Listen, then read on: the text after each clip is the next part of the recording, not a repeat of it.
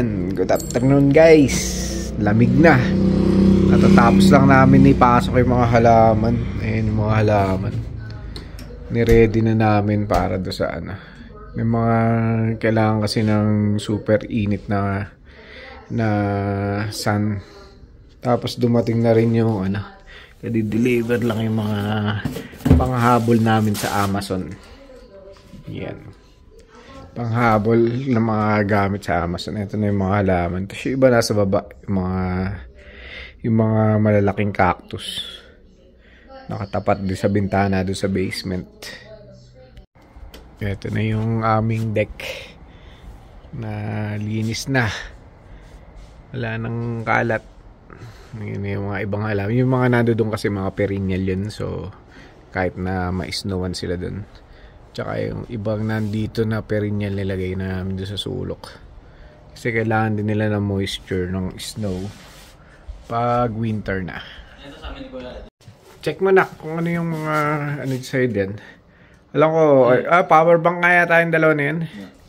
Pati yung ano yung cover na, lahat yan kay kuya mo eh. Cover ng ano tsaka power bank. Yan. Nag-bloom na yung ano there. Yung dilaw.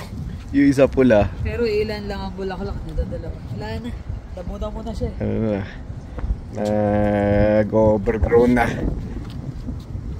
Ano na yan. Last ano na yan. Last stretch nila. Magwi-winter na. Ito ganda oh.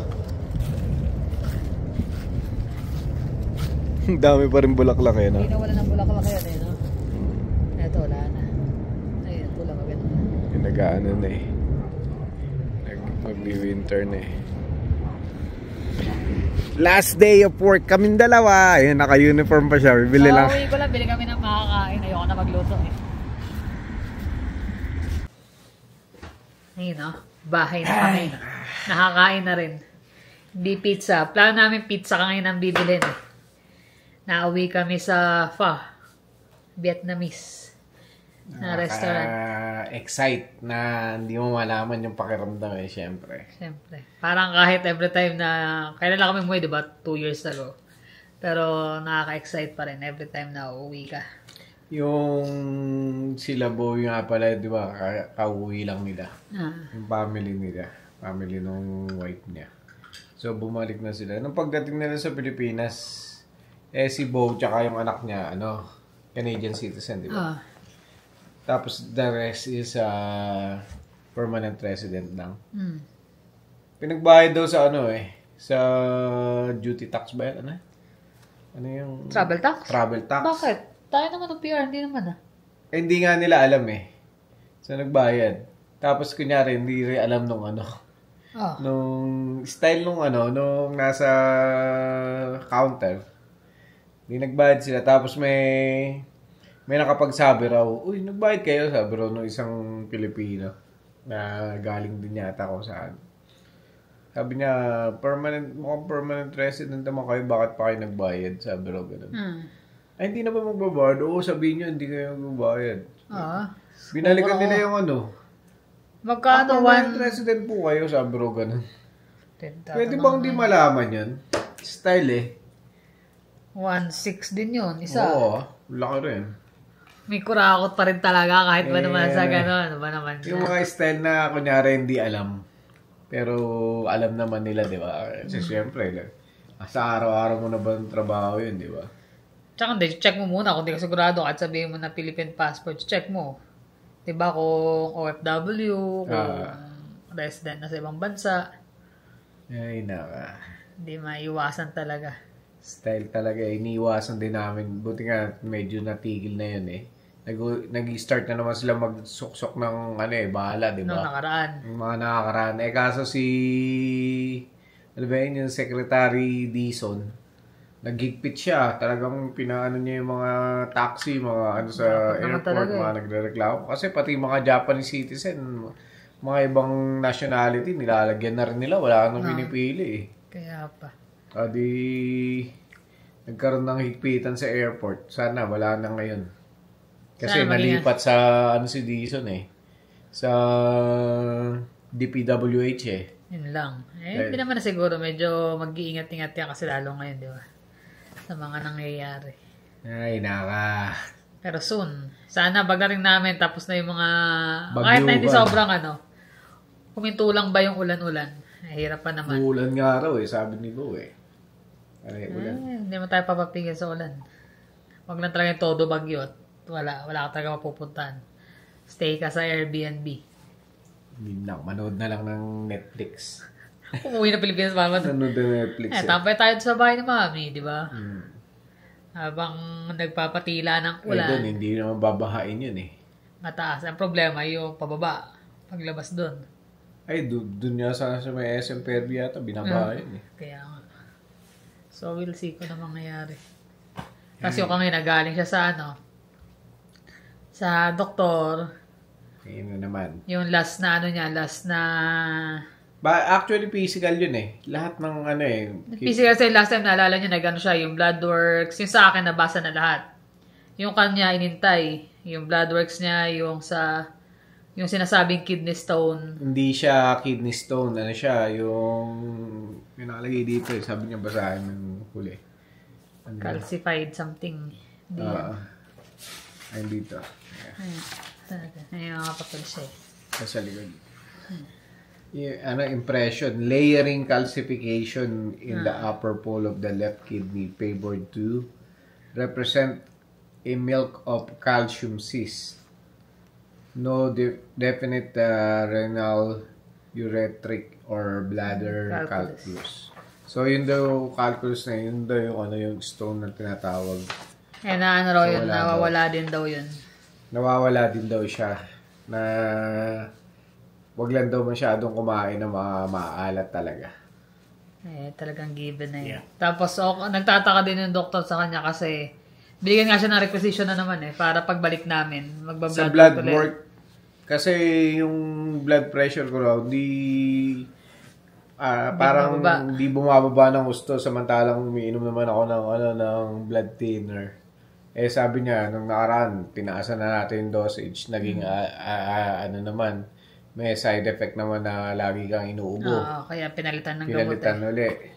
So, sabi niya,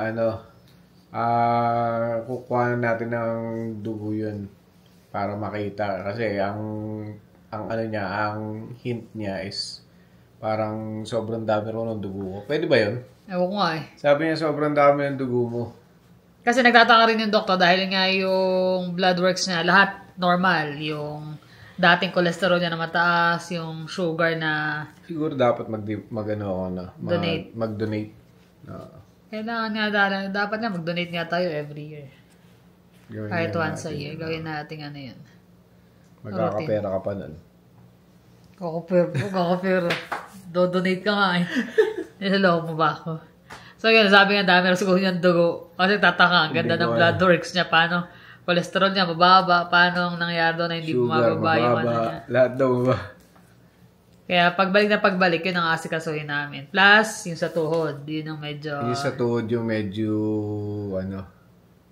Pero sabi ni Doc Chetty, sabi niya, baka daw may coordination do sa dugo ko yun, yung inflammation do sa tuhod. So, antayin muna bago... Hindi, gagawin muna yun. Tapos, tsaka i-schedule yun sa pa-injection sa tuhod. Inaan siya na ipapa-inject na sa tuhod niya. Para ayoko na. Kasi sumasakit talaga yung niya Iba yung sakit. Nung tinetest pa lang siya, nung ultrasound, nakita na nung di ba? May something daw. May something daw. Pero yun, yung degenerative na osteoarthritis.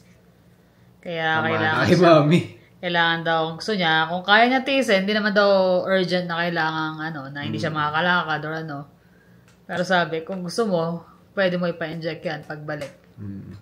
Pero may mga test pa na gagawin before yun. Hindi naman kagad. Buti na lang talaga. Sobrang thankful din na dito nangyayari yun nung nandito tayo sa Canada kasi malaking bagay, malaking tulong yung yung health card natin dito. So imagine yung sa dami nung pagbata kasi wala naman masyado yan Pag tumatanda ka na, gaya sa age na namin, doon na yan. nag-i-start na marami kailangan regular ng check-up, mga blood works. Mahal din yan, di ba? Tsaka natanong ko rin si Bo nga pala, di ba, syempre, kababalik lang yun. Sabi ko, inabot mo ba yung mga nagra-rally? Tapos sabi niya, hindi naman kami sa Manila or sa Ortigas or sa kung saan nag-stay sa Batangas daw sila. Sabi ko, di ayos. May nagra-rally din eh. May nagra-rally din daw. Sabagay, sa Giginto, di ba sa atin? Sa atin din meron. Ewan ko lang kung abutan pa namin. Wala parang nangyayari kasi sa politika sa atin. Turo mo to, tuturo ka din niya. Sabi pa ni Chis Escudero, pag nagturo ka ng isa, yung 3 daliri mo lang nakaturo sa'yo. Ano yun, mga kasabihan. Sa labit na yan talaga. Sabit-sabit na talaga yan. Nagturo, pag naipit, magtuturo rin yun. Sabi nga ni Lacson yung sa 24 na senador, ilan lang yung hindi sasabit. Ay, talaga. Yaman na. Politika sa atin ganun talaga. Simula't simula yan ganyan na nangyayari. Malalim ang pinag-ugatan yan, hindi lang naman yan nangyari yan sa tagal na din. Isipin na lang natin bakasyon. Well, actually, nung nag-work ako sa Korea nun, sobrang hanga sila sa mga Pilipino doon. Sasabihin si Freddy Aguilar, kilala nila, si Marcos, si Pacquiao. Marami raw silang hinahangaan na Pilipino Sabi ng mga matatanda doon talagang yung ng Pilipino is matinding mag-strive sa mga gusto nila. Nagwo-work hard. Kaya lang sabi niya nagbabago na Actually nung nakaraan nga yung balita, magbibigay yata yung South Korea ng parang pera donation. Kinancel nila kasi nga sa mga nangyayari na baka mapunta lang sa corruption daw yung pera ibibigay nila. Sobrang nakakalungkot yun. Diba? Hanggat di nare-resolve yung na yan, yun ang iisipin talaga. Hanggat di nagagawa ng action yan. Hirap. Pero syempre, nandun kami para mag-enjoy na magbakasyon. Hindi na natin masyado intindi. Syempre, hirap makisaw-saw sa mga ganun. Maraming yan. Matagal na proseso abot yan. Di yan basta-basta magbabago. Hindi. Basta kami focus pagdating doon, pasyal. Syempre, Japan muna. Yun ang number 1 namin. Bukas na ang aming flight. Kaya pangarap niya nga. Ako pangarap ko Japan. Siya Korea. Sabi ko galing ako ng Korea. Dati Korea. Kasi nga, nandun ka sa Korea, di ba? Hindi naman ako nakapunta ng Korea. Kaya pupunta tayo sa Korea. Sunod-sunod na yan. Sa ngayon, syempre, yun na muna. Ipunin, syempre, di ba? Kailangan mag-ipon. Kung may mga gusto ka sa buhay, kailangan talaga pagtrabahuan mo. Hindi naman mangyayari yun overnight na. Baka hindi naman tayo pinanganak na mayaman. Bakasyon ako rito. Sige. Kumbaga gagawin mo parang mission mo na ito yung kaya ako nagtatrabaho ng sobra-sobra is para maka-travel or mabili yung gusto natin. Kasi kami, wala naman na kaming mahihiling pa. Meron naman kaming bubong sa ulo namin, may nakakain. Sasakyan. Hindi naman din kami yung bili ng mga mamahaling gamit. Kita nyo, maleta nga namin, kung di pa sale nung nakaraan, hindi kami bibili. Kasi may maleta naman kami luma. So, pag may mga luma ganun, ang hinayang ka naman, kaya lang masyadong malaki yun. Kaya sabi namin, bili tayo yung enough lang na hindi siya sobra sa timbang. So, ang goal namin yan, pagbalik, ipon, kasi gusto namin mag-travel. Nandun na kami sa edad na enjoy na. Ito na nga nararamdaman na ng tuhod ko Pero, most of the time, pag talaga iniisip mo na masakit, talaga sasakit. Kaya kailangan meron kang mind over matter parang ganun. Nasa utak mo talaga. Hindi, kailangan talaga regular pa rin yung exercise yun ang kailangan. Di ba nung huli nag-exercise tayo, wala na. Eto kasi 1 week na kaming walang exercise kasi malapit na ngayong bakasyon. Nag-aayos-ayos kami ng mga kung ano. Tsaka sa trabaho, ang dami hinahabol. Mga hinahabol na tapos. Tapos goal nga namin na pagbalik, galing bakasyon. Yan, yung gagawin namin regular na yung exercise talaga. Malaki yung improvement. Nagulat nga yung doktor ko. Sabi niya, tingnan mo yung yung result ng last year mo, ganito, malaki yung pinagbago. Sabi niya, anong ginagawa mo? Sabi ko, bawas ng pagkain. Hindi ka na umiinom ng alcohol, sabi. Hindi na. Pag occasionally na ako, sabi. Hindi ka naman talaga umiinom noon. Hindi naman nga. Kaya lang talagang kasi noon, pagkain-kain talaga. Since nag-start kami ng bawas na ng kain talaga. Yeah. Pili na, hindi na yung kahit lagi. Kahit nga may mga bisita, sumasabay ng konti pero hindi pa rin hindi no? pa rin eh. Parang nasanay na yung ito nasanay yung kakainin. Na yung kakainin mo, yun na eh. Ewan ko lang nga yung pagbakasyon. Pero kaya nga goal namin is pagbalik. Diet ulit.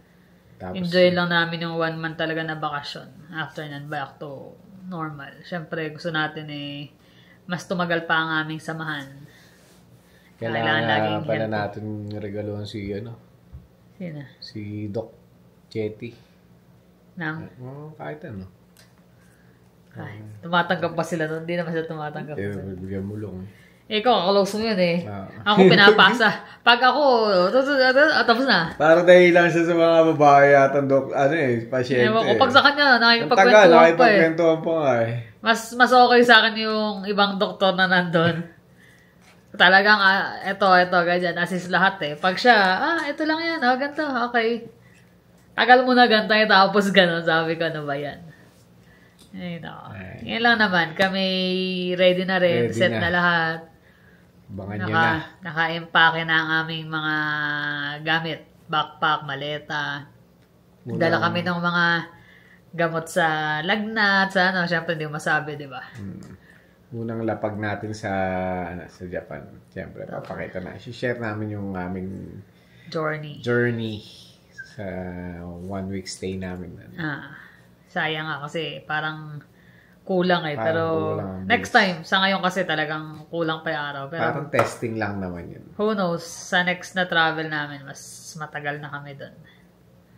Sa ilan naman guys, kami na rin, ligpit-ligpit kasi ayaw namin may maiwan na mga pagkain, mga basura. Kasi yung basura lahat empty na. Kaya bukas na umaga. Pinaglaban nga namin yung dalawa ng mga damit din nila Naglaban na rin ako.